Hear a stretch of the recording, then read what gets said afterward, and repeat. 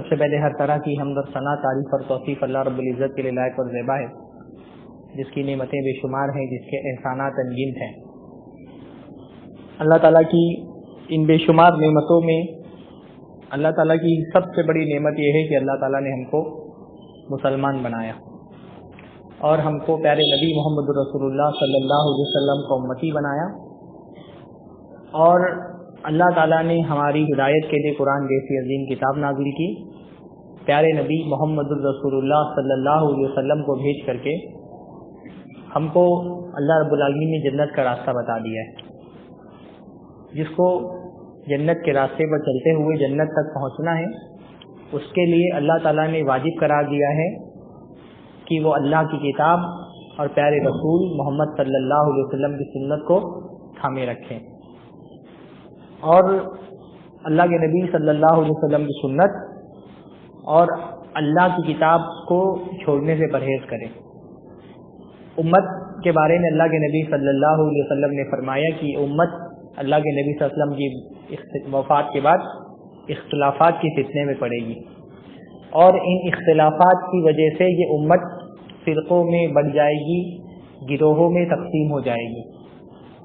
اور ہم کو قرآن مجید میں بار بار اس بات کی تاکید کی گئی ہے، قرآن اللہ کے نبی صلی اللہ علیہ وسلم کی حدیثوں میں اس بات کی تاکید کی گئی ہے کہ ہم ان گروہ بندیوں میں اور ان فرقہ پرستیوں میں پڑنے سے باز رہیں۔ شریعت جب ہم کو کہتی ہے کہ فرقہ پرستی مت کرو یا کسی گروہ میں مت بٹو، تو شریعت کا مقصود کیا ہوتا ہے؟ فرقہ پرستی کا مطلب ہوتا ہے اللہ کی کتاب اور پیارے نبی صلی اللہ علیہ وسلم کی سنت کو چھوڑ دینا۔ جب بھی قرآن و سنت میں فرقہ پرستی کا لفظ آتا ہے، گروہ بندی سے ممانعت کی بات آتی ہے، تو فرقہ پرستی اور گروہ بندی اس کا مطلب کیا ہوتا ہے؟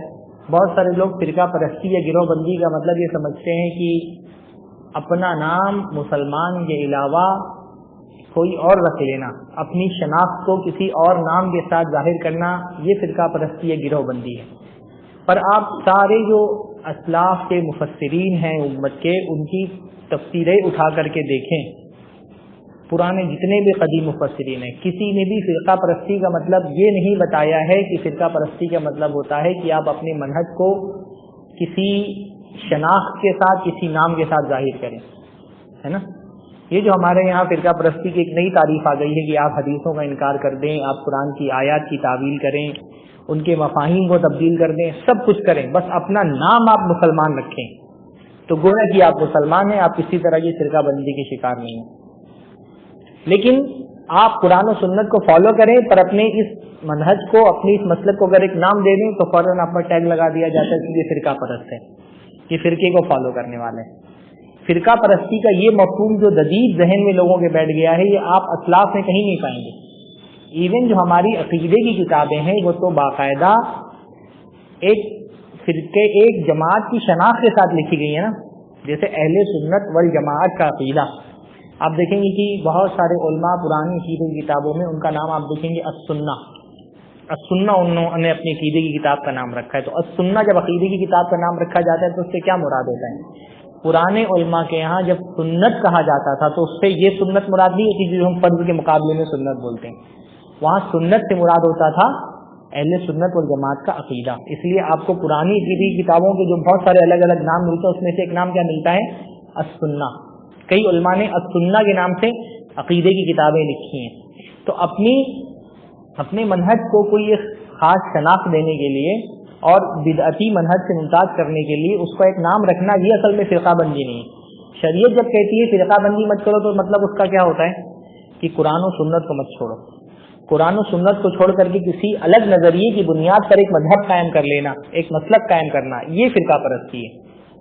اور اسلام میں فرقہ پرستی کی تاریخ بہت پرانی ہے۔ فرقہ پرستی کا سب سے پہلا آغاز خوارج سے ہوا۔ خوارج وہ لوگ تھے جب حضرت علی اور حضرت معاویہ کے درمیان میں اختلافات ہوئے، اور پھر ان اختلافات کے نتیجے میں مسائل کھڑے ہوئے۔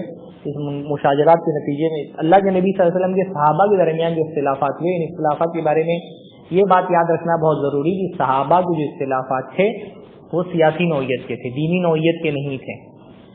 حضرت علی کے حضرت معاویہ کے درمیان جو اختلافات ہوئے اور صحابہ کی جماعت 3 گروہوں میں بڑھ گئی، ایک جماعت نے حضرت علی کا ساتھ دیا، ایک جماعت نے حضرت امیر معاویہ کا ساتھ دیا، اور زیادہ تر صحابہ جو تھے وہ کسی کی طرف نہیں تھے، وہ نیوٹرل رہے، انہوں نے کسی کا ساتھ نہیں دیا، اور انہوں نے عافیت اسی میں سمجھی کہ فتنے کے دور میں خاموش بیٹھا جائے۔ ان اختلافات میں صحابہ کی جماعت جو تھی وہ ان کے آپس میں ایک دوسرے کے جو ساتھ اختلافات تھے وہ دینی نوعیت کے نہیں تھے، یعنی ایسا نہیں تھا کہ ایک جماعت دوسری جماعت کو کافر یا بدعتی سمجھتی تھی یا ایک دوسرے کے دین پر کوئی تان کرتی تھی۔ یہ اختلافات کیسے تھے؟ سیاسی نوعیت کے تھے۔ سیاسی طور پہ بعض مسائل میں، خاص طور پہ حضرت عثمان کے قصاص کے مسئلے میں حضرت معاویہ اور حضرت علی میں اختلافات ہوئے، اور ان اختلافات میں ایک فرقے نے جنم لیا جس کو ہم کہتے ہیں خوارج کا فرقہ۔ جب دونوں گروہوں نے اس بات پر اقرار کر لیا کہ ہم قرآن و سنت سے کچھ لوگوں کو حکم بنا کر کے اور ان سے فیصلہ کرا لیں گے، تو اس مسئلے تحکیم کی بنیاد پر ایک گروہ کھڑا ہوا، خوارج کا گروہ، جنہوں نے یہ کہہ کر کے دونوں جماعتوں سے براعت کا اظہار کیا اور باغی ہو گئے کہ تم لوگوں نے انسانوں کو حکم بنایا جبکہ حکم اللہ کے علاوہ اور کسی کو زیب نہیں دیتا، ان الحکم الا للہ۔ تو ایک گروہ خوارج کا پیدا ہوا، یہ سب سے پہلا فرقہ تھا جو اسلام میں وجود میں آیا۔ تو اس کو فرقہ کیوں کہا گیا؟ کیونکہ یہ وہ لوگ تھے جنہوں نے دین کو چھوڑ کر کے ایک نئے عقیدے کی بنیاد پر اپنا ایک جماعت الگ کر لی۔ پھر یہ ڈیولپ ہوئے، اس میں بہت سارے ان کے الگ الگ عقیدے جو ہیں وہ ظاہر ہوئے۔ جیسے خوارج نے سب سے پہلے اس عقیدے کا ظہور کیا کہ جو کبیرہ کا مرتکب ہے وہ اسلام سے خارج ہے۔ ہر کبیرہ گناہ کے مرتکب کو انہوں نے کیا کیا؟ اسلام سے خارج مانا۔ ہمارا یہ عقیدہ ہے کہ اگر کوئی شخص کبیرہ گناہ کا ارتکاب کرتا ہے تو وہ فاسق تو ہو جاتا ہے، کافر نہیں ہوتا۔ اور پھر انہوں نے خوارج نے تحکیم کی بنیاد پر بہت سارے صحابہ کو کافر قرار دے دیا، بلکہ صحابہ کے قتل کی سازش کی، حضرت علی قتل کے پیچھے بھی یہی طبقہ تھا، اور صحابہ کے علاوہ بھی ہر فاسق آدمی کو جس سے گناہ کبیرہ کا ارتکاب ہو جائے اس کو انہوں نے اسلام سے خارج قرار دے دیا۔ خوارج کے بعد ایک دوسرا گروہ جو وجود میں آیا مسلمانوں کے اندر، ایک دوسرا فرقہ جو وجود میں آیا، وہ کون سا فرقہ تھا؟ وہ روافض کا فرقہ تھا۔ روافض کون لوگ ہیں؟ روافض ہم جو ہے وہ شیعہ حضرات کو کہتے ہیں۔ ان کا پہلا ظہور تو شیعہ کے نام پر ہوا۔ شیعہ کا اصل میں مطلب کیا ہوتا ہے؟ شیعہ کا مطلب ہوتا ہے گروپ، ایسا گروپ جو کسی کا مدد کے لیے جمع ہوا ہو، اعوان، انصار، کسی کی مدد کرنے والے گروپ۔ تو شروع میں یہ ہوا کہ جب صحابہ کرام کے درمیان اختلافات ہوئے تو ان اختلافات کی بنیاد پر ایک گروپ حضرت علی کا تعاون کرنے والا اور ان کا معاون ہو گیا، اس کو شیعان علی کہا گیا، شیعۃ علی کہا گیا، حضرت علی کے شیعہ۔ اور دوسری طرف جو گروپ تھا وہ گروپ کن کا تھا؟ حضرت معاویہ کا، تو ان کو شیعۃ معاویہ کہا گیا، معاویہ کا گروپ۔ تو یہ جو پہلا ظہور تھا، یہ جو اختلافات تھے کسی سیاسی نوعیت کے تھے، تو ان کے گروپ کو جو شیعہ کہا گیا وہ کسی مذہبی فرقے کی نوعیت کے حساب سے ان کو شیعہ نہیں کہا گیا، وہ ایک لغوی طور پہ کیونکہ کسی گروپ کا جو تعاون کرتے ہیں ان کو شیعہ کہا جاتا ہے۔ جیسے اللہ نے فرمایا ان من شیعته لابراہیم، کہ حضرت ابراہیم حضرت نوح علیہ السلام کے گروپ میں سے ایک تھے حضرت ابراہیم علیہ السلام، تو وہاں حضرت ابراہیم کو حضرت نوح کا شیعہ کہا گیا، یعنی ان کے گروپ کا حصہ تھا۔ تو حضرت اور اس وقت ایسا نہیں کسی حضرت علی کے ماننے والوں کو شیعہ کہا گیا، بلکہ حضرت امیر معاویہ کے جو ماننے والے تھے ان کو بھی شیعۃ معاویہ کہا گیا، کہ معاویہ علیہ السلام کا گروپ۔ لیکن حضرت علی اور حضرت امیر معاویہ کے اس اختلاف سے پہلے بھی ایک حلقہ کا شیعت کا رافضیت کا جو ہے نا اظہار ہوا۔ وہ کہاں ہوا؟ ایک یمن کا بہت مشہور آدمی تھا جس کا نام ہے عبداللہ ابن سبا۔ عبداللہ ابن سبا پہلے یہودی تھا، اس نے یہودیت سے توبہ کر کے اسلام قبول کیا، اور اسلام قبول کرنے کے بعد پہلے تو وہ حجاز کے علاقے میں آیا اور مدینہ میں، مکہ میں اور حجاز کے دوسرے علاقوں میں گھوم کر کے بعض ایسے عقیدوں کی تبلیغ کرنا شروع کی جس کا اسلام میں کوئی وجود نہیں تھا۔ لیکن حضرت عثمان کا ابتدائی دور تھا، حضرت عمر کے دور میں یہ کیونکہ بہت پابندی صحابہ نے کی تھی کہ وہ حجاز چھوڑ کر کے نہیں گئے تھے، تو وہ اپنے اس فتنے میں کامیاب نہیں ہوا، کیونکہ یہاں پہ جو لوگ صحابہ موجود تھے اور جن علاقوں میں اہل علم کی تعداد بہت زیادہ ہوتی ہے وہاں کسی بدعتی کے لیے امکان نہیں ہوتا ہے کہ اپنے فتنے کو بڑھاوا دے سکے۔ آپ دیکھیں گے جن علاقوں میں علماء کی تعداد زیادہ ہوتی ہے وہاں اعمال سے متعلق گمراہیاں ہوتی ہیں، بے دینی تو ہوتی ہے، اعتقادی گمراہیاں نہیں ہوتی، بدعتیں نہیں پھیل پاتی ہیں، کیونکہ اہل علم اس کا مقابلہ کرنے کے لیے موجود رہتے ہیں۔ تو اس کا حجاز میں بس نہیں چلا تو یہ دوسرے علاقوں میں چلا گیا، خاص طور پہ مصر میں، کیونکہ وہ ایک ایسا علاقہ تھا جہاں پر بہت بڑی تعداد میں نئے نئے لوگوں نے اسلام قبول کیا تھا، اسلام پر ابھی ان کی پختہ تربیت نہیں ہوئی تھی۔ وہاں جا کر کے اس نے اپنا فتنہ پھیلانا شروع کیا، اور یہ پہلا شخص تھا اسلامی تاریخ میں جس نے حضرت علی کے امام اور وصی ہونے کا عقیدے کا اظہار کیا، عبداللہ ابن سبا۔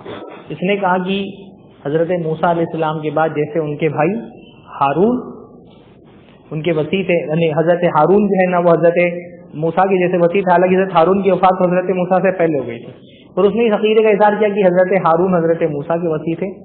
اسی طرح اللہ کے نبی صلی اللہ علیہ وسلم کے وصی کون ہے؟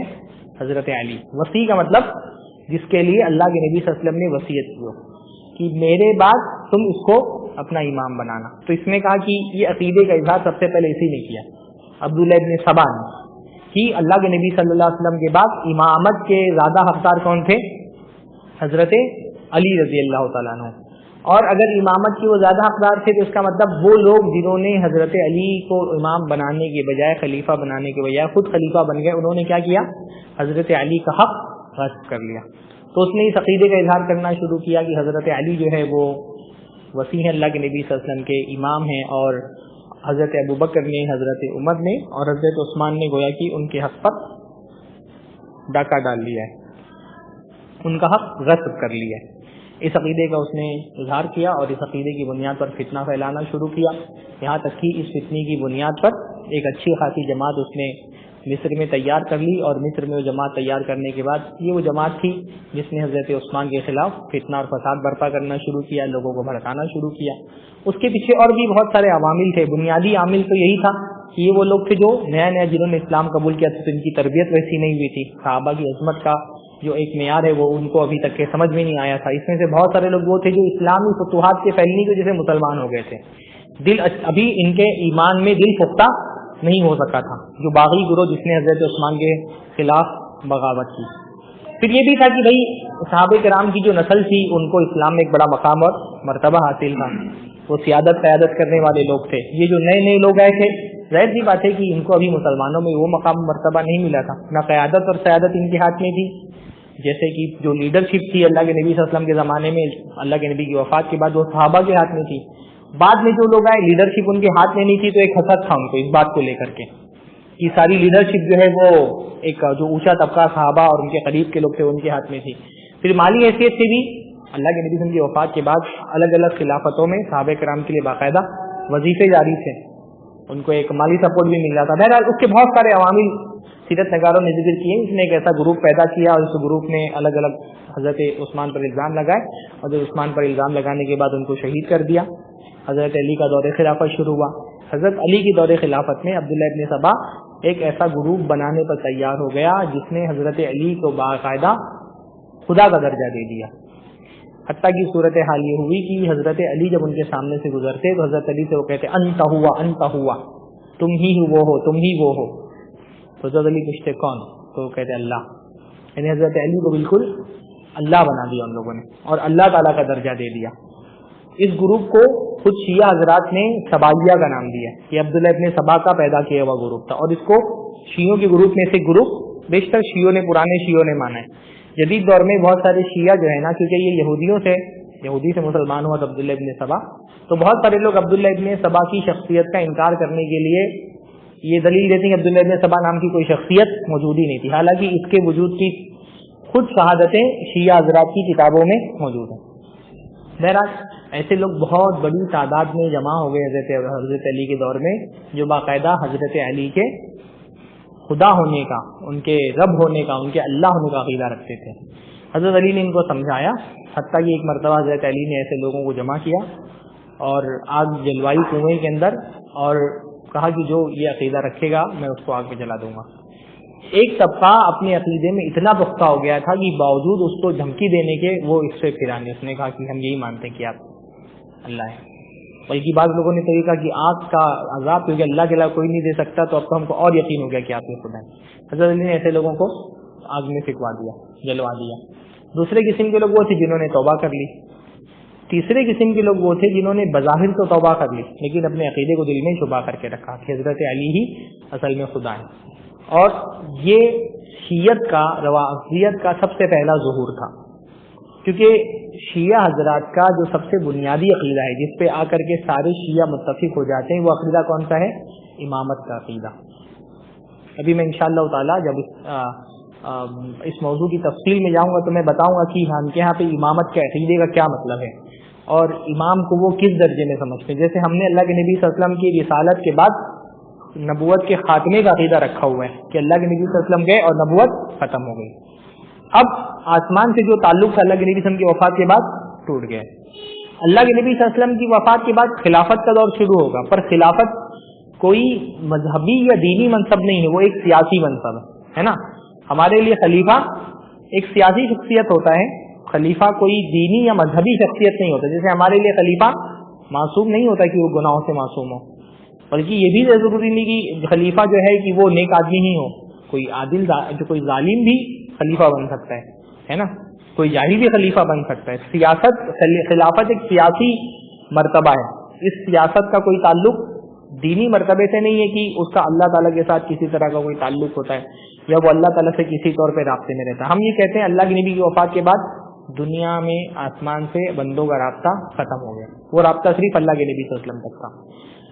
तो शिया हज़रात चाहे वो किसी भी फिरके के हों, वो किसी न किसी हद तक के एक बात पे आकर के मुत्तफिक हो जाते हैं, और वो क्या है, उन्होंने अल्लाह के नबी सल्लल्लाहु अलैहि वसल्लम की वफात के बाद एक नया सिलसिला शुरू किया जिसको वो कहते हैं इमामत। और इमामत एक तरह से नबूवत ही है उनके लिए, बस नाम का फर्क है कि वो उसको नबी नहीं बोलते, बाकी इमाम उनके यहाँ नबी होता है। तो इमामत एक ऐसा अकीदा है जिससे आकर के सारे शिया मुत्तफिक हो जाते हैं। कोई उसमें बहुत गुलू करते हैं, अपने इमाम को खुदा का मर्तबा दे देते हैं, जैसे कि जो इस्माइली हैं, बोहरी और आगा खानी, उनके यहाँ उनका इमाम बिल्कुल माबूद के दर्जे में होता है। जो नुसैरी हैं, जो शाम सीरिया के जो मरा हैं, बशार अल असद वगैरह, ये उस तबके से ताल्लुक रखते हैं जो इमामत में बहुत गुलू करते हैं, यानी इमाम को बिल्कुल खुदा का दर्जा देते हैं।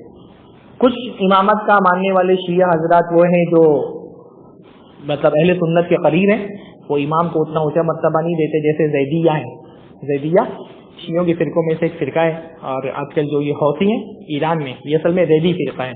तो जैदी फिरका वो भी इमामत को मानता है, वो मानता है कि हजरत अली अल्लाह के नबी सल्लल्लाहु अलैहि वसल्लम के बाद इमामत के मुस्तहिक थे, लेकिन वो हजरत अबू बकर या हजरत उमर पर, हजरत उस्मान पर तान नहीं करते, उनको बुरा भला नहीं कहते, वो इमामत को मनसूस नहीं मानते कि अल्लाह ताला ने हजरत अली को इमाम मुतय्यन किया था, या हजरत अली के बाद सारे लोग जो इमाम बनेंगे वो अल्लाह ताला इमाम बनाएगा इल्हाम के जरिए से। वो ये सब इमामत के बारे में उस किस्म का गुलू वाला अकीदा नहीं रखते। उनके यहाँ भी इमामत एक तरह से सियासी मनसबी है। तो कुछ जैदिया टाइप के शिया हैं जो अहले सुन्नत से बहुत करीब है, इसलिए अहले सुन्नत जैदिया की तकफीर नहीं करते, उनको काफिर नहीं बोलते। कुछ बहुत गाली किस्म के गुलू करने वाले शिया हैं जिनको असलन काफिर माना जाता है कि वो असलन मुसलमान ही नहीं है, जैसे बोहरी हैं, आगा खानी हैं, नुसैरी हैं, इन फिरकों को मुसलमान नहीं माना जाता, ये असलन काफिर हैं, यानी मुर्तद तो वो उस वक्त होंगे जब इस्लाम कबूल करेंगे, ये असलन मुसलमान ही नहीं है, ये असलन क्या है, काफिर है। और कुछ होते हैं बीच के शिया जिनके यहाँ ना उस किस्म का गुलू है ना इस किस्म का एतदाल है। इसमें से सबसे मशहूर फिरका है इस्ना अशरी शिया, है ना। तो ये सारे जो अलग अलग फिरके हैं, चाहे वो इस्ना अशरी हों, यानी शियों के बहुत सारे फिरके हैं। हजरत अली से मंसूब यानी तकरीबन हर उनके बेटे से एक फिरका मंसूब है। तो वो आप जाएंगे यानी आज से 200-300 सदी हिजरी में ही 300 से ज्यादा फिरके हो गए थे शियों के, क्योंकि और उनके हर बेटे की तरफ मंसूब करके कोई ना कोई फिरका बनाया गया। लेकिन ये सारे फिरके किस बात पे आकर के मुत्तफिक हो जाते हैं, इमामत के मसले। इसलिए शियों के नामों में से एक बहुत मशहूर नाम क्या है, इमामिया।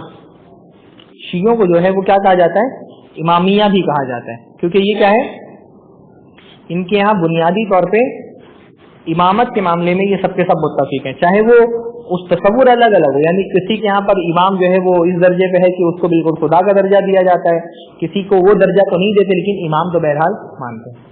और इमामत का ये अकीदा सबसे पहले जिसने जाहिर किया, अब्दुल्लाह इब्ने सबा ने, और यहीं से एक शिया गुरोह का आगाज हुआ। लेकिन हजरत अली ने जब ये मामला किया कि बात जो है वो खुदाई के दावेदारों को उन्होंने जला दिया और बात को, तो उस वक्त ये तबका दब गया, یعنی ایسا نہیں کہ اس کے بعد سے مسلسل وہ طبقہ چلا آ رہا ہے، وہ طبقہ جو ہے وہ گمنام ہو گیا، ایسا کوئی باقاعدہ فرقہ موجود نہیں رہا جس کی الگ مسجدیں ہوں، الگ جماعت ہوں، اس کے الگ افراد ہوں، اشخاص ہوں، ان کا کوئی امام ہو. اس طرح سے اس فرقے کا ظہور اس زمانے میں نہیں ہوا. ایک ظہور ہوا ان عقائد کی. اچھا، اس کے علاوہ اور ایک عقیدہ ہے شیعہ حضرات کا جو بہت مشہور عقیدہ، جس کو رجعت کا عقیدہ کہا جاتا ہے، اور یہ عقیدہ بھی سب سے پہلے عبداللہ ابن سبا نے پیش کیا. رجعت کا عقیدہ مطلب اس نے یہ کہا کہ تم کیسے مسلمان ہو جو یہ تو کہتے ہو کہ حضرت عیسیٰ علیہ السلام دنیا میں آئیں گے، اور اللہ کے نبی صلی اللہ علیہ وسلم کے بارے میں تم یہ نہیں مانتی کہ وہ دنیا میں آئیں گے. تو اس نے یہ رجعت کا عقیدہ پیش کیا کہ اللہ کے نبی صلی اللہ علیہ وسلم بھی دنیا میں واپس آئیں گے، جیسے حضرت عیسیٰ دنیا میں واپس آئیں گے. تو یہ رجعت کا عقیدہ بھی پھر اچھا شیعہ فرقہ میں نے کیونکہ بتایا، اس کا ایک ابتدائی ظہور تو سیاسی طور پہ ہوا تھا، حضرت معاویہ اور اس میں جب اختلاف ہوا تب تو ایک سیاسی ظہور تو ہوا. تو اب وہ سیاست کے اپنی تقاضوں کے حساب سے اس کے عقیدے وقت کے ساتھ ڈیولپ ہوتے گئے. یعنی آج ہم جس کو شیعت کہتے ہیں، اس صورت میں شیعیت یا رافضیت حضرت علی یا حضرت عثمان کے دور میں نہیں پائی گئی. ان کے جو عقائد ہیں نا یہ بعد میں ڈیولپ ہوئے، ضرورت کے تحت ڈیولپ ہوئے. جب انشاءاللہ تعالیٰ آگے جب میں ان کے عقیدے بیان کروں گا تو میں بتاؤں گا کہ یہ بات ان کے کہنے پر کیوں مجبور ہوئے، یہ عقیدے کا اظہار انہوں نے کیوں کیا. امامت کے بارے میں غلو ہو، یا اللہ تعالیٰ کی طرف بدا کا عقیدہ کہ اللہ تعالیٰ کو بدا ہوتا ہے، بہت ساری چیزیں اللہ کو پتہ نہیں ہوتی، بعد میں پتہ چلتی ہیں.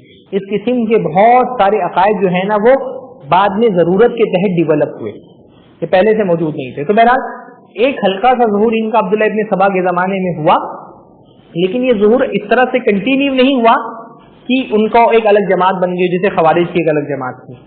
وہ کھل کر کے اپنے عقیدے کا اظہار کرتے تھے اور اس عقیدے کی بنیاد پر وہ ولا برا کرتے تھے، اپنے اور پرایوں میں فرق کرتے تھے. حضرت علی نے باقاعدہ خوارج کے ساتھ جنگ کی، جنگ نہروان ان کے زمانے کی بہت مشہور جنگ ہے، اور اللہ کے نبی صلی اللہ علیہ وسلم نے باقاعدہ پیشین گوئی کی تھی کہ ایسے لوگ امت میں نکلیں گے اور ان سے جنگ کرنے کا اللہ کے نبی صلی اللہ علیہ وسلم نے حکم دیا تھا. بلکہ اللہ کے نبی صلی اللہ علیہ وسلم نے بتایا تھا کہ ان میں سے ایک آدمی ذوالصدی ہوگا جس کے 2 پستان ہوں گے. تو حضرت علی نے جب ان لوگوں کو قتل کیا اور قتل کرنے کے بعد حضرت علی نے باقاعدہ اس فوج میں تلاش کیا اس آدمی کو، اور جب وہ آدمی مل گیا تو حضرت علی خوش ہوئے کہ اللہ کے نبی صلی اللہ علیہ وسلم نے یہ بات میرے ہی بارے میں کہی تھی. پر خوارج کی ایک جماعت بن گئی. حضرت عثمان حضرت علی کے زمانے میں اس قسم سے شیعہ کوئی جماعت نہیں بنی. شیعہ کہا جا رہا تھا کچھ لوگوں کو، لیکن یہ کون لوگ تھے جو سیاسی طور پہ حضرت علی کے سپورٹر تھے. تو لیکن زیر زمین کچھ لوگ ایسے موجود تھے اس قسم کی، جیسے کبھی ہوتا ہے نا کہ ایک طبقہ ایک ذہنیت کے لوگ پائے جاتے ہیں لیکن باقاعدہ ان کی ایک جماعت نہیں ہوتی ہے. جیسے آج کے زمانے میں آپ دیکھیں کہ بہت سارے گمراہ لوگ ہیں، ان کے نظریات کو ماننے والے لوگ جستا جستا پائے جاتے ہیں لیکن وہ ایک جماعت کی شکل میں نہیں ہوتے. جیسے گمراہ پاکستان کا مرزا علی انجینئر، آپ کو جستا جستا ایسے لوگ مل جائیں گے جو اس کے نظریات کو سپورٹ کرتے ہیں، لیکن باقاعدہ بھی ایک مذہبی جماعت اس کی نہیں بنی ہے. یا غامدی ہیں یا راشد شاز ہیں، ایسے بہت سارے منکرین حدیث ہیں جن کو سپورٹ کرنے والے جستا جستا کہیں پائے جاتے ہیں لیکن وہ ایک مذہب کی شکل انہوں نے اختیار نہیں کی. تو کہیں نہ کہیں حضرت علی کے بارے میں غلو کا عقیدہ بہت سارے لوگوں کے دل میں تھا، لیکن وہ باقاعدہ ایک جماعت نہیں بنی تھی. یہاں تک کہ چلتے چلتے حضرت علی کے بعد ان کی 3-4 نسلوں کے بعد جعفر صادق کا دور آیا، اور جعفر صادق کے دور میں پھر باقاعدہ شیعہ مذہب کا ایک جماعت کی حیثیت سے ظہور ہوا. یعنی یہ تقریباً 3 صدی ہجری کی بات ہے جب شیعہ حضرات کی کتابیں لکھی گئیں، اور جو ہے وہ یعنی جو حسن عسکری کے دور میں جو ان کے 11 ابھی میں انشاءاللہ بتاؤں گا جو 11ویں امام ہیں، تو یہ جو اثنا عشری شیعہ ہیں ان کا بنیادی طور پہ ان کی کتابیں اسی زمانے میں مدون کی گئی، لکھی گئیں اور ان کے عقیدے بنائے گئے اور بہت ساری باتیں حضرت جعفر صادق کی طرف منسوب کی گئیں. اچھا یہ بھی عجیب بات ہوئی کہ جعفر صادق جو ہے وہ مدنی تھے، مدنی یعنی مدینہ میں پیدا ہوئے، مدینہ میں پلے بڑھے، مدینہ میں انہوں نے تعلیم حاصل کی اور مدینہ میں ہی ان کی وفات ہوئی. اور شیعہ حضرات نے ان سے بہت ساری روایتیں جو ہیں نا نقل کی ہیں، اور جتنی بھی روایتیں حضرت جعفر صادق سے نقل ہوئی ہیں ان سب کے راوی کون ہیں؟ ایرانی ہیں. نہ یہ کبھی حضرت جعفر صادق سے ملے، نہ حضرت جعفر صادق کبھی مدینہ سے باہر گئے، لیکن ان کی طرف جھوٹی باتیں منسوب کر کے باقاعدہ ایک مذہب کی بنیاد ڈالی گئی. یہ باتیں حضرت جعفر صادق تک بھی پہنچی کہ آپ کے بارے میں اس طرح کی باتیں کہی جا رہی ہیں، اور جعفر صادق ہمیشہ ان کا انکار کرتے رہے. اور جب ان سے کہا جاتا تھا کہ بھائی تم باتیں جو حضرت جعفر صادق کی طرف منسوب کرتے ہو وہ تو ان باتوں کا انکار کرتے ہیں، تو یہ جو شیعہ مذہب کے بانی تھے جو ایرانی خاص طور پہ، یہ کہتے تھے کہ جعفر صادق اس قسم کی باتیں جو بظاہر کہتے ہیں وہ تقیہ میں کہتے ہیں. اب یہ شیعوں کا عقیدہ یہ بھی ہے تقیہ کا مطلب ہوتا ہے اپنے دین کو چھپانا، ظاہر نہیں کرنا. تو شیعہ حضرات کے یہاں دین کے 10 حصے ہیں، تو وہ کہتے ہیں دین کے 10 حصوں میں سے 9 حصہ تقیہ ہے، صرف ایک حصہ ظاہر کرنا ہے. تو یہ میں نے بتایا نا کہ یہ وقت کے ساتھ ان کے عقیدے ڈیولپ ہوتے رہے. تو جعفر صادق کے دور میں خاص طور پہ ان کی طرف بہت ساری جھوٹی باتیں منسوخ کی گئیں، اور اس دور میں جو ہے نا وہ یہ فرقہ ذرا سا اس کی کتابیں تدوین ہوئی جو، اور ابن بابا قمی اور کلینی، یہ سارے وہ دور تھا جو حضرت جعفر صادق کے بعد ان کے 3-4 بچوں کی بات کا دور تھا. تو شیعہ حضرات کے بہت سارے فرقے ہیں، لیکن ہمارے دور میں جب کبھی بھی شیعہ کہا جاتا ہے تو اس سے مراد اثنا عشری شیعہ ہوتے ہیں. اثنا عشری شیعہ سارے شیعہ فرقوں میں تعداد میں پہلی بات تو سب سے زیادہ ہے. ویسے شیعہ اوور آل پورے مسلمانوں میں مشکل سے 10 سے 12% ہیں. سنی 80-82% ہیں، بلکہ مطلب 90-92% ہیں، اور لے کر کے شیعہ جو ہے وہ 8-10% ہیں کل ملا کر کے. مسلمانوں میں ان کی تعداد زیادہ نہیں ہے، پر جو 10-12% شیعہ بھی ہیں ان میں بھی بڑی تعداد شیعوں کی کون سی ہے؟ اثنا عشری شیعہ. اور اس لیے جب مطلق شیعہ کہا جاتا ہے ہاں یا رافضی کہا جاتا ہے تو اس سے مراد کون ہوتا ہے؟ یہی لوگ اثنا عشری شیعہ مراد ہوتے ہیں. اثنا عشر کا مطلب کیا ہوتا ہے؟ اثنا عشر یعنی 12. اثنا عشر یعنی 12. تو ان شیعوں کو اثنا عشری شیعہ کیوں کہا جاتا ہے؟ کیونکہ یہ 12 اماموں کا عقیدہ رکھتے ہیں کہ اللہ کے نبی صلی اللہ علیہ وسلم کے بعد 12 ہی امام ہوئے ہیں. یہ 12 اماموں کا عقیدہ رکھتے ہیں. میں نے بتایا کہ امامت کے بارے میں اس بات پر تو سب متفق ہیں کہ اللہ کے نبی صلی اللہ علیہ وسلم کے بعد امامت کا دور شروع ہوا، سارے شیعہ متفق ہیں. پر اماموں کی تعداد اور ان کی تعین کے بارے میں الگ الگ شیعہ کے الگ الگ نظریے. کچھ شیعہ فرقے وہ ہیں جن کے یہاں اب تک کے امامت کا سلسلہ چل رہا ہے، ان کے یہاں پہ سینکڑوں امام ہو چکے ہیں اب تک. جیسے یہ جو آغا خانی ہیں ان کا امام ابھی زندہ ہے، اپنے امام کو وہ مانتے ہیں، زندہ جاوید مانتے ہیں. تو کچھ لوگوں کا زیدیہ کا بھی غالباً امام ابھی موجود ہے. اور تو اثنا عشری شیعہ کا مسئلہ کیا ہے؟ وہ یہ صرف 12 اماموں کا ہی عقیدہ رکھتے ہیں کہ دنیا میں صرف 12 امام ہوئے. اور اچھا یہ ایران شیعہ اس لیے مشہور ہیں کہ پہلی بات تو تعداد میں زیادہ ہے، دوسری بات یہ ہے کہ ان کی اپنی حکومت ہے ایران میں، اور کسی شیعہ کی باقاعدہ نصیری ہیں سیریا میں تھوڑے بہت، لیکن اصل حکومت جو شیعت کو کی نمائندگی ہے وہ ایرانی حکومت ہے. اور ایرانی حکومت کے جو مذہب ہے شیعہ مذہب، وہ کون سا مذہب ہے؟ اثنا عشری شیعہ. ہندوستان میں بھی بیشتر جو شیعہ پائے جاتے ہیں وہ اثنا عشری شیعہ ہی ہیں. جیسے یہ ہمارے جو لکھنؤ کی شیعہ ہوتی ہے اثنا عشری شیعہ ہیں. جو ہندوستان میں عام طور پہ جو شیعہ نواب گزرے ہیں وہ اکثر اثنا عشری شیعہ ہی گزرے ہیں.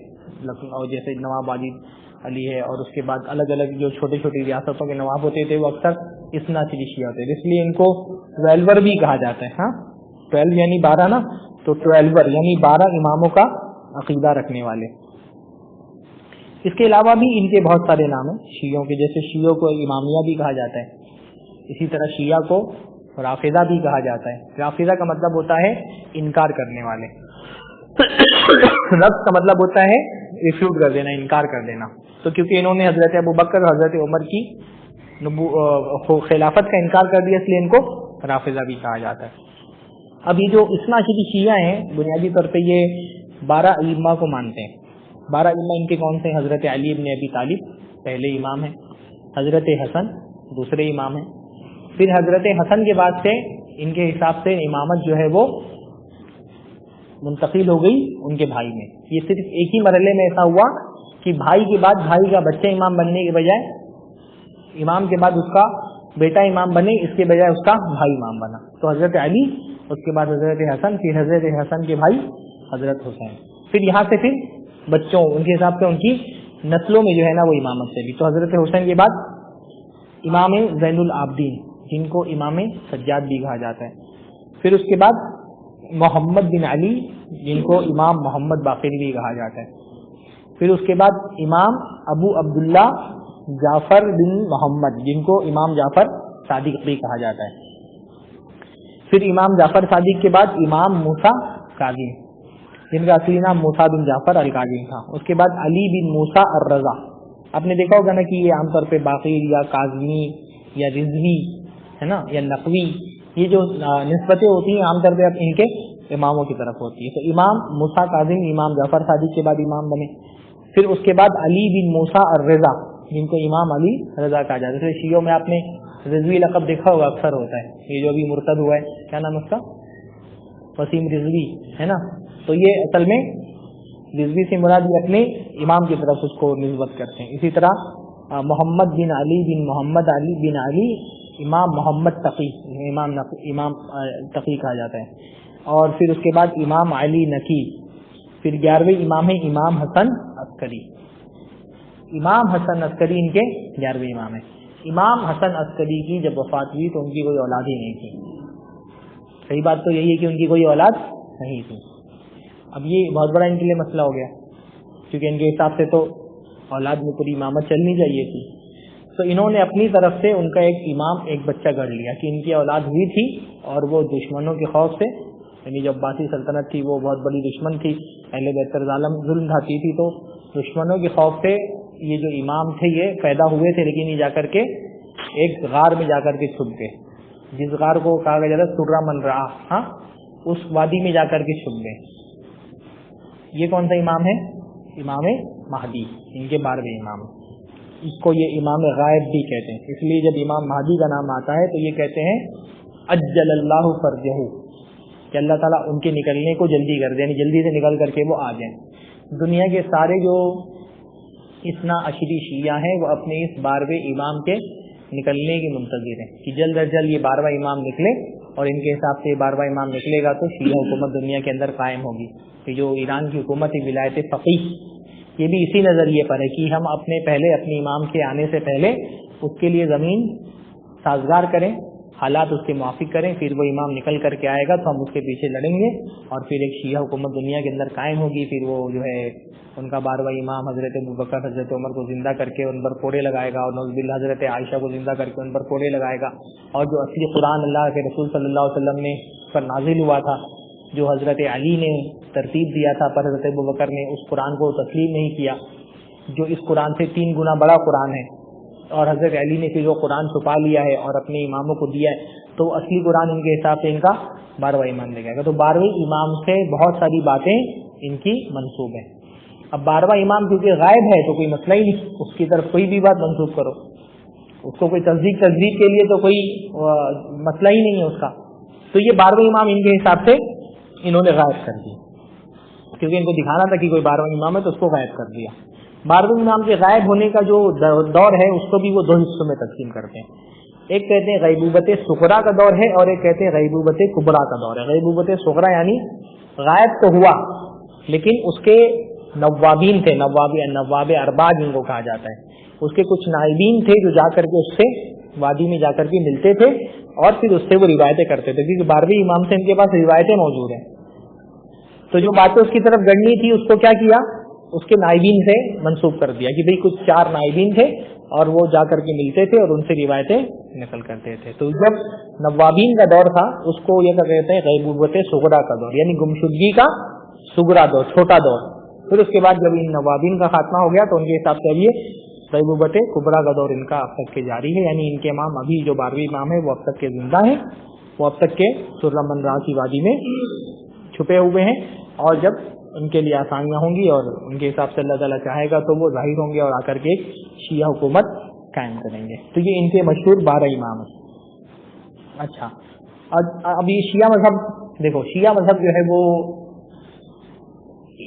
ہماری یہ شیعہ مذہب کے بارے میں جاننا اس لیے بھی ضروری ہے کہ بھائی ہمارے یہاں فرقے تو بہت سارے ہیں, جماعتیں بہت ساری ہیں, اختلافات بہت سارے ہیں, پر ایک اختلاف وہ ہے جو اہل حدیث دیوبندی اختلاف ہے, حنفی شافعی اختلاف ہے, مالکی حنبلی اختلافات ہیں, آپس میں الگ الگ گروہ ہیں اہل سنت کے. بہت سارے لوگ جب گفتگو کرتے ہیں امت کے اتحاد پر تو وہ اس طرح سے ظاہر کرتے ہیں گویا کہ شیعہ سنی اختلاف بھی ایسے ہی جیسے دیوبندی اہل حدیث اختلاف ہے یا حنفی شافعی اختلاف ہے. حالانکہ جو اہل حدیث دیوبندی اختلاف ہے, حنفی شافعی اختلاف ہے, مالکی حنبلی اختلافات ہیں, ان اختلافات کی نوعیت شیعہ سنی اختلاف سے بہت مختلف ہے.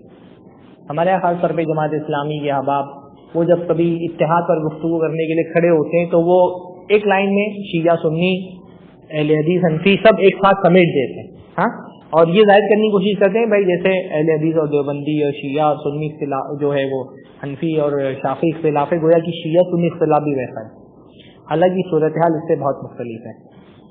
शिया सुन्नी जो इख्तिलाफ है वो दीन की बहुत बेसिक चीज़ों में, हनफी अहले हदीस इख्तिलाफ बेसिक चीज़ों में नहीं, बुनियादी अकायद अहले हदीस हों, देवबंदी हों, हनफी हों, शाफई हो, मालिकी हों, बुनियादी अकायद सबके एक जैसे। जैसे हमारा इख्तिलाफ ये अहले हदीस देवबंदी इख्तिलाफ मान लें, अहले हदीस देवबंदी इख्तिलाफ दीन के मसादिर के बारे में नहीं है, यानी दीन का सोर्स क्या होगा। अहले हदीस क्या कहते हैं? कुरान और सुन्नत। देवबंदी क्या कहते हैं? वो भी कहते हैं कुरान और सुन्नत। दीन के सोर्स के बारे में हमारा उनके साथ कोई इख्तिलाफ नहीं है। उस सोर्स को समझना कैसे, मेथड क्या है? एक होता है दीन का मसदर और एक होता है दीन का मनहज। मसदर यानी दीन कहाँ से लेना है, सोर्स क्या है दीन का, और मनहज यानी दीन कैसे लेना है। तो अहले हदीस देवबंदी इख्तिलाफ इस बात को लेकर के, सोर्स को लेकर के नहीं है। जैसे वो कहते हैं कुरान हुज्जत है, हम भी कहते हैं कुरान हुज्जत। जैसे देवबंदी कहते हैं, देवबंदी क्या कहते हैं? हदीस हुज्जत है, हम भी कहते हैं हदीस हुज्जत है। उस हदीस को समझना कैसे है, कुरान को समझना कैसे है, क्या उसको तकलीद के जरिए से समझना है या तहकीक के जरिए समझना है, उस मेथड में इख्तिलाफ, सोर्स में इख्तिलाफ नहीं है। सोर्स के मामले में जो हम, जैसे हम कुरान और सुन्नत हुज्जत मानते हैं, अहले हदीस देवबंदी शाफई मालिकी हम्बली जितने भी फिरके हैं वो सब के सब दीन के सोर्स को तस्लीम करने के मामले में मुत्तफिक हैं। शिया हजरात जो हैं उनके साथ हमारा इख्तिलाफ दीन के सोर्स को लेकर के, वो दीन के मजदर का मामला नहीं। जैसे कुरान है भाई, पहली बात तो ये कि हम तो इसी कुरान को हुज्जत मानते हैं ना, जो हमारे सामने एक माँ बैन दुफ्फतैन मौजूद है। शिया हजरात, आम शिया जबान से तो यही बोलते हैं कि हम भी इसी कुरान को हुज्जत मानते हैं, पर बहुत आसानी से समझने वाली बात है कि भाई ये कुरान किसने जमा किया था, किस सहाबी के दौर में कुरान जमा हुआ है? हजरत अबू बकर के दौर में जमा हुआ। जमा करने का मशवरा किसने दिया? हजरत उमर ने दिया। हजरत ज़ैद बिन साबित और हजरत उबई इब्न काब, ये हजरत बिन साबित ही बुनियादी तौर पे उन्हीं को जिम्मेदार बनाया गया और उन्होंने ही, उनकी मेहनत और सारे सहाबा की मेहनत से कुरान एक जगह जमा किया गया। किसके दौर में? हजरत अबू बकर के दौर में, हजरत उमर के मशवरे से। सहाबा को तो सारे के सारे शिया काफिर समझते हैं, तो उनके जमा किए हुए कुरान की हुज्जत कैसे मान सकते हैं? हाँ, इस कुरान को हुज्जत मानना तो गोया कि उनके सभी अकीदे से टकरा रहा है, क्योंकि सारे सहाबा को वो क्या कहते हैं कि अल्लाह के नबी की वफात के बाद सारे के सारे सहाबा सिवाय 3 सहाबा के मुर्तद हो गए थे। सारे सहाबा को तो मुर्तद मानते हैं। अच्छा, अब ये जो मुसहफ है खासतौर पे हमारे यहाँ कुरान, इस मुसहफ को हम क्या बोलते हैं? इस मुसहफ का एक नाम है ना, क्या नाम है इसका? मुसहफ उस्मानी, क्योंकि इस मुसहफ पर हजरत उस्मान ने सारी उम्मत को जमा किया था। जमा एक जगह हो गया, लेकिन अलग अलग सहाबा के पास वो कुरान था, तो उसमें किसी सहाबी ने जो है आयत के नीचे उसकी तशरीह लिखी हुई थी, कुछ लोगों ने तफसीर लिखी हुई थी, कुछ लोगों ने रिवायतें लिखी हुई थी, और इस बात का बहुत खौफ था कि कहीं उम्मत कुरान के बारे में अलग अलग मुसहफ की वजह से इख्तिलाफ ना हो जाए। तो हजरत उस्मान ने क्या किया था, एक साथ मुसहफ तैयार किए और तैयार करवाने के बाद बाकी सारे मुसहफ उन्होंने जलवा दिए और पूरी उम्मत को एक मुसहफ पर मुत्तफिक कर दिया था। इसीलिए इस मुसहफ को क्या कहते हैं? मुसहफ उस्मानी, जो हजरत उस्मान का तैयार किया हुआ है। और हजरत उस्मान के खिलाफ से इनके दिल में सख्त बुग़्ज़ भरा हुआ है ना, तो इस मुसहफ को कैसे वो मान सकते हैं? तो शिया बज़ाहिर ज़बान से तो यही कहते हैं कि इस कुरान को मानते हैं, लेकिन मैंने बताया शियों के अकीदों में से एक अकीदा क्या है? तक़िया का अकीदा, कि वो अपने दीन के बारे में झूठ बोलते हैं, सबके सामने अपने अकीदे को जाहिर नहीं करते हैं। तो बल्कि बज़ाहिर ज़बान से ये कहते हैं कि कुरान को हम अल्लाह की किताब मानते हैं, पर हकीकत में इनकी किताबों में मुतवातिर रिवायतें इस बात की मौजूद हैं कि कुरान का असली वर्जन तो हजरत अली ने तैयार किया था और वो इनके 12वें इमाम के पास है। तो बज़ाहिर तो कह देते कि यही कुरान असली कुरान है, पर इनकी किताबों में मुसलसल इस बात की वजाहत मौजूद है कि वो इस कुरान को नहीं मानते, ये मानते हैं कि कुरान में तहरीफ हुई है। तो कुरान को मानने ही के मामले में हमारा उनके साथ इख्तिलाफ हो जाता है। इसलिए जो शिया सुन्नी इत्तेहाद की बात करते हैं, उनको शिया सुन्नी इख्तिलाफ समझना चाहिए पहले, कि आप इत्तेहाद की बात करें, नहीं कहते कि शियों से इत्तेहाद नहीं हो सकता है इत्तेहाद, पर इत्तेहाद होने के लिए पहले क्या समझना पड़ेगा कि इख्तिलाफ किस बात पर है भाई। हाँ, वो उन चीजों का इनकार कर देंगे जिनसे हमारा उनसे इख्तिलाफ है तो इत्तेहाद हो जाएगा। मतलब शिया हजरात उन कुफरिया बातों से तौबा कर लें जिनको गलत हम समझते हैं, तो इत्तेहाद तो हो जाएगा। हम थोड़ी कहते इत्तेहाद नहीं होगा, पर उसके लिए उनको शियत छोड़नी पड़ेगी। تو شیعت کا بنیادی عقیدہ کیا ہے؟ قرآن کی تحریف کا عقیدہ ہے. تو سورس پہ اختلاف ہو گیا. اچھا ٹھیک ہے, قرآن کے بارے میں تو یہ تقیہ کرتے ہوئے کہہ دیتے ہیں کہ ہم قرآن کو یہی قرآن کو مانتے ہیں. سارے شیعہ کچھ نہ کچھ شیعہ تو بولتے ہیں کہ ہم اس قرآن کو مانتے ہیں. لیکن حدیثوں کے بارے میں ظاہر سی بات ہے کہ حدیثوں کو وہ تو ہماری جو اب حدیث کی کتابیں بھی جو ہے وہ کن لوگوں نے ترتیب دی ہیں؟ سنی علماء نے. اور حدیثوں کو روایت کن لوگوں نے کیا ہے؟ بھائی اللہ کے نبی سے حدیثیں کن لوگوں نے سن کے بیان کی ہے؟ صحابہ نے. اور صحابہ تو ان کے نزدیک سارے کے سارے مرتد ہیں, کافر ہیں. تو ان حدیث کی کتابوں کو وہ کیسے مان لیں گے؟ شیعہ کے نزدیک تو صحیح حدیث وہی ہے جس کا ہر راوی کون ہو؟ شیعہ ہو. تو کون سا شیعہ راوی اللہ کے نبی صلی اللہ علیہ وسلم سے روایت کرے گا؟ ہاں, شیعہ تو کوئی صحابی میں تو شیعہ ملے گا نہیں نا. تو حدیث کی کتابوں کو کیسے مانیں گے؟ اس لیے حدیث کی کتابیں, شیعوں کی حدیث کی کتابیں اہل سنت کی حدیث کی کتابوں سے الگ ہیں. جیسے ہمارے یہاں مشہور حدیث کی کتابیں کون سی ہیں؟ بخاری, مسلم, ترمذی, ابو داؤد, نسائی, ابن ماجہ. شیعہ حضرات ان حدیث کی کتابوں کو نہیں, اس میں تقیہ بھی نہیں کرتے, کھل کر کے بولتے ہیں کہ ان حدیث کی کتابوں کو نہیں مانتے. اس لیے تقیہ نہیں کرتے. قرآن میں تقیہ کرتے ہیں کہ زبان سے تو بولتے ہیں کہ اس قرآن کو مانتے ہیں لیکن حقیقت میں نہیں مانتے. پر حدیث کے معاملے میں تقیہ بھی نہیں کرتے. یہ کھل کر کے صاحب بولتے ہیں کہ یہ بخاری, مسلم, ترمذی کی کتابیں یہ نہیں مانتے. تو یہ حدیث کی کون سی کتابیں مانتے ہیں؟ ان کے یہاں حدیث کی دوسری کتاب ہے.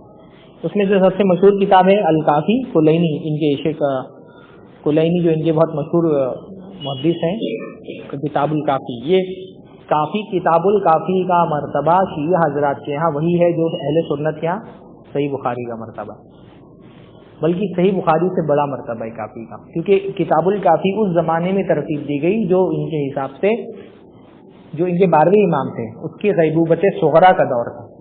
میں نے بتایا نا غیبوبت صغرا کون سی ہے؟ جس میں یہ 12ویں امام کے کچھ نائبین تھے جو ان سے جا کر کے ملتے تھے, نواب اربا جن کو یہ کہتے ہیں. تو کتاب الکافی کے بارے میں ان کا یہ عقیدہ ہے جو ان کی کتابوں میں درج ہے کہ کتاب الکافی جب لکھ دی گئی تو 12ویں امام کو پیش کی گئی, غار میں لے جا کر کے کسی نے دکھایا اور انہوں نے اس کتاب کو پڑھا اور پڑھنے کے بعد کہا ھذا کافٍ لشیعتنا, یہ ہمارے شیعوں کے لیے کافی ہے. اس لیے اس کو کتاب الکافی کہا جاتا ہے. یہ نام آپ یاد رکھیے گا کیونکہ اس سے آگے بہت سارے حوالے آئیں گے. تو کتاب الکافی بہت مشہور کتاب ہے. اس کے علاوہ تہذیب الاحکام ہے, ان کے شیخ الطائفہ ان کو کہا جاتا ہے, توسی, تو اس کی کتاب ہے. الاستبصار یہ بھی توسی کی کتاب ہے.